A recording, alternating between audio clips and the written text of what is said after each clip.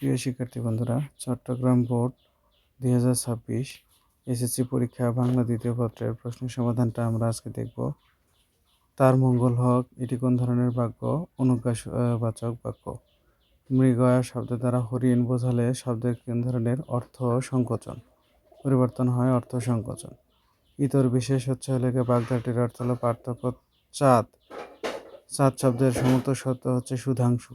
নিচের কোনটি ভূত শব্দের বিপরীত অর্থ প্রকাশ করে? ভবিষ্যৎ। নিবৃত ও নিভৃত শব্দের মধ্যে মিল রয়েছে উচ্চারণে। তারপরে বলা হয়েছে জিভের সম্মুখ পশ্চাৎ অবস্থান অনুযায়ী কোনটি পশ্চাৎ স্বরধ্বনি? অ। র কোন ব্যঞ্জনধ্বনির উদাহরণ? কম্পিত ব্যঞ্জন। বাংলা কারবর্ণের সংখ্যা কয়টি? কারবর্ণের সংখ্যা হচ্ছে 10টি। লাউ ধ্বনিটিতে পূর্ণ স্বরধ্বনি কোনটি? আ। কোন ধ্বনিটি দন্তস্পৃষ্ট ব্যঞ্জন? ত। এ বর্ণের স্বাভাবিক উচ্চারণ নিচের কোন শব্দে? দেশ। কোনটি শব্দের শেষে যুক্ত হয় না? উপসর্গ। উপসর্গ শব্দের পূর্বে যোগ হয়।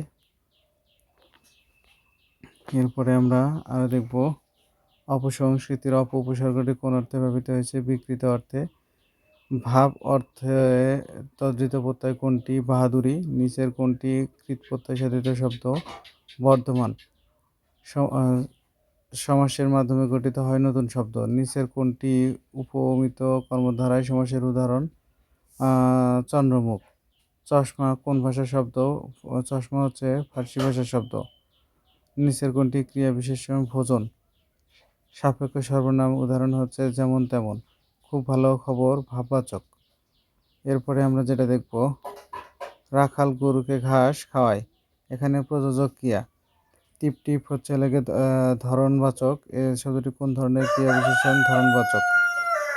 অনুসর্গকে কত ভাগে ভাগ করা যায়? 2 ভাগে। বিকল্প যোজক রয়েছে কোন বাক্যে? চা না হয় কফি খান। হায় হায় এখন কি হবে? করুণা আবেগ। জেসমিন সবার জন্য চা বানিয়েছে, এটা হচ্ছে সরল বাক্য। বাক্যের একাধিক শব্দ দিয়ে গঠিত বাক্যাংশকে কি বলা হয়? বর্গ। বিধেয় ক্রিয়ার বিশেষ অংশকে বলা হয় পূরক।